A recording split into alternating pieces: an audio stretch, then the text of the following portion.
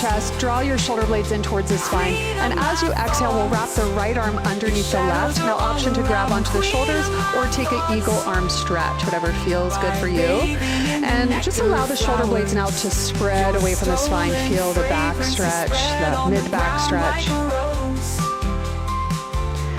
Inhale, open those arms, open the chest, and we'll switch. So left arm goes underneath. Again, option to grab onto the shoulders or take your eagle arm. Either way, elbows are in line with the shoulders.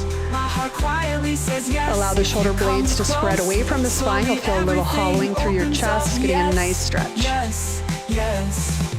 And we'll release those arms. We'll transition into a child's pose, and if you have your blocks, you can use them. You don't need them. Bring your big toes to touch. You'll have the blocks underneath the hands if you're using them. This will just raise the shoulder up a little bit for a deeper stretch, and you can release the forehead down. Wherever you are in your child's pose is just perfect.